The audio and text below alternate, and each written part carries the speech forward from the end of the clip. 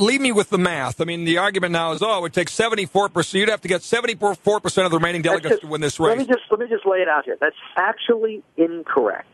That you look at the delegate math that Mitt Romney's put together, and it is simply wrong. I'll give you two examples. Arizona and Florida. Mitt Romney and the mainstream media gives every delegate to Mitt Romney.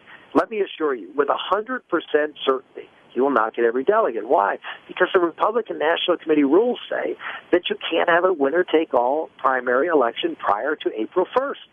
And even though Arizona and Florida say it's winner-take-all, the RNC and the RNC members of the Rules Committees who've commented on this publicly already have said, we fully expect the RNC to enforce its own laws, which means Florida and Arizona will be apportioned. Romney will get less than half the delegates, or roughly half the delegates that he has right now, and I'll get more delegates. Gingrich and Paul will get more delegates, and you have a whole bunch of caucuses.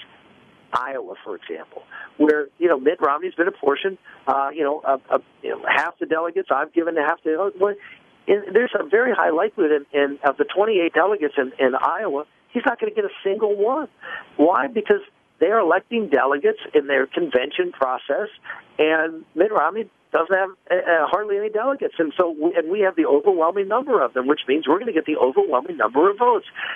The other thing is a huge number of delegates are uncommitted. And so he may say, I have their support, but there's no commitment to support Mitt Romney. There's no duty or obligation to support Mitt Romney. This is a long, long, long way from being over. Our numbers show Governor Romney with about 41 or 42% of the delegates. I was 32. We're about 125, 130 delegates behind. This is a long, long way from being over. So to Jeb Bush and Mike Lee and Mr. Cardonis at the American Conservatives Union and Kevin McCarthy and all the other establishment types that are saying, hey, it's over, and anybody of significance agrees, you say what? Let the insignificant people of America, according to the significant people of Washington, have a say. And thankfully, those insignificant people of this election are the ones who actually decided, not those the self-important people who were with the establishment here in Washington, D.C.